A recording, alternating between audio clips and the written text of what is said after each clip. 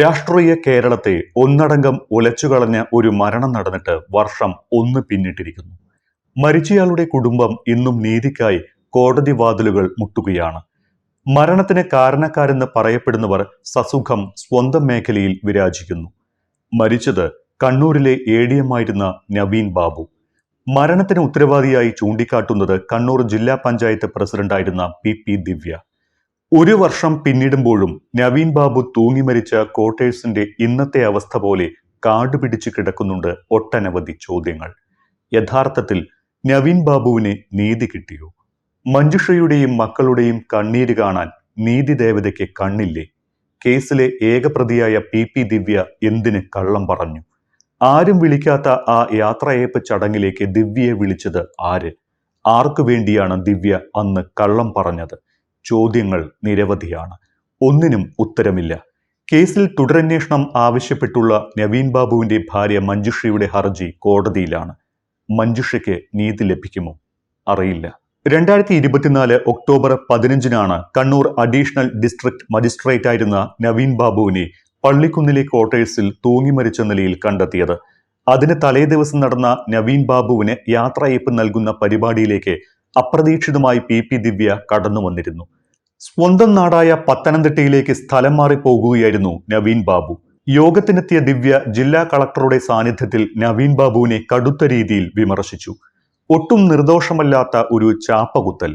കറകളഞ്ഞ service track റെക്കോർഡുള്ള Naveen Babu കൈക്കൂലിക്കാരനാണ് എന്നായിരുന്നു ദിവ്യയുടെ ചാപ്പ. സത്യവുമായി പുലബന്ധം പോലുമില്ല എന്ന് തെളിയിക്കപ്പെട്ട ഈ ആരോപണം ദിവ്യ ഉന്നയിച്ചത് ആർക്കു വേണ്ടിയാണ് എന്നോ എന്തിനു വേണ്ടിയാണോ എന്നോ ഇന്ന് അജ്ഞാതം.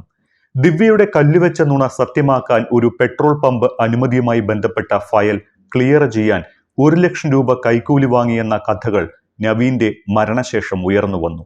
TV പ്രശാന്ത് ഉന്നയിച്ച കൈക്കൂലി ആരോപണം അന്വേഷണ സംഘം തള്ളിയെങ്കിലും ഈ വിഷയത്തിൽ കൂടുതൽ അന്വേഷണം നടത്താൻ തയ്യാറായില്ല. കേസിൽ CBI അന്വേഷണം വരെ നവീൻ ബാബുവിന്റെ ഭാര്യ മഞ്ജുഷ ആവശ്യപ്പെട്ടിരുന്നുവെങ്കിലും അവയെല്ലാം നിഷേധിക്കപ്പെട്ടു. കേസിൽ PP ദിവ്യ മാത്രമാണ് പ്രതി. ദിവ്യയെ പ്രതി ചേർത്തുള്ള കുറ്റപത്രം അന്വേഷണ സംഘം കോടതിയിൽ സമർപ്പിച്ചിരുന്നു. സംഭവം നടന്ന് 166 ദിവസത്തിന് ശേഷമായിരുന്നു ഇത്. കേസിൽ 82 പേരുടെ മൊഴിയും രേഖപ്പെടുത്തി. ഇവ ഉൾപ്പെടെയാണ് കോടതിയിൽ കുറ്റപത്രം സമർപ്പിച്ചത്.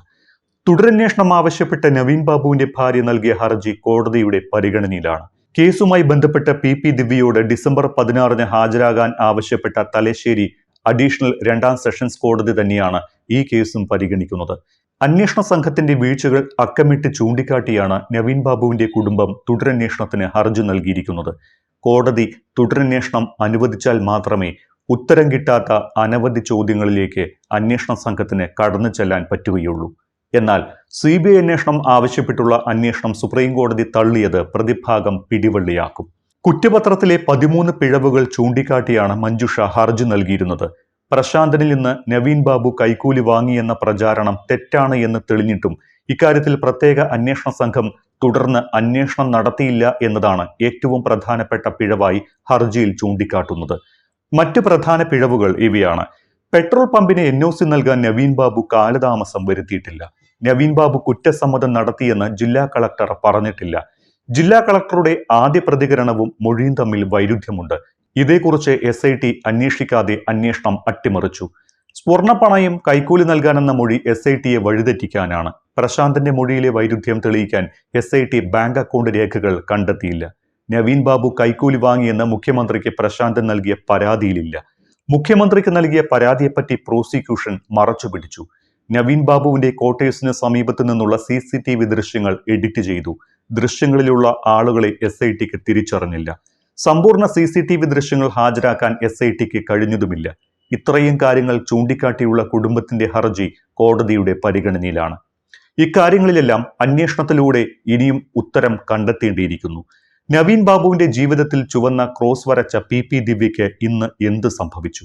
SFIയിലൂടെ രാഷ്ട്രീയം ആരംഭിച്ച് വളരെ പെട്ടെന്ന് പാർട്ടിക്കുള്ളിൽ ഉയർന്നു വന്ന ദിവ്യ DYFI കേന്ദ്ര കമ്മിറ്റിയിലെത്തി. ജനാധിപത്യ മഹിളാ അസോസിയേഷൻ സംസ്ഥാന വൈസ് പ്രസിഡന്റുമായി. 36-ാം വയസ്സിൽ കണ്ണൂർ ജില്ലാ പഞ്ചായത്തിന്റെ അധ്യക്ഷയുമായി. ജില്ലാ രാഷ്ട്രീയത്തിൽ തിളങ്ങി നിൽക്കവെയാണ് നവീൻ ബാബുവിന്റെ മരണവും തുടർന്ന് സ്ഥാനനഷ്ടവും ജയിൽവാസവും അനുഭവിക്കേണ്ടി വന്നത്. അതെല്ലാം കെട്ടടങ്ങി. നവീൻ ബാബുവിനെ പോലും പലരും മറന്നു തുടങ്ങി. ദിവ്യ ഇന്നും സമൂഹത്തിൽ സജീവമായി നടക്കുന്നുണ്ട്.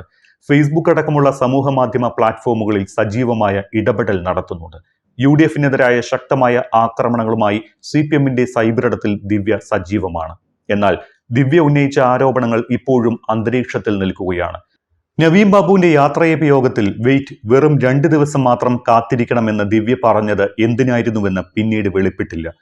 നവീൻ ബാബുവിന്റെ മരണം അന്വേഷിച്ച പ്രത്യേക സംഘവും ഇതിനെക്കുറിച്ച് അന്വേഷിച്ചിട്ടില്ല. നവീൻ ബാബുവിനെ തൂങ്ങി മരിച്ച നിലയിൽ കണ്ടെത്തിയ പള്ളിക്കുന്നിലെ ക്വാർട്ടേഴ്സിൽ പിന്നീട് ആരും താമസിക്കാൻ എത്തിയില്ല.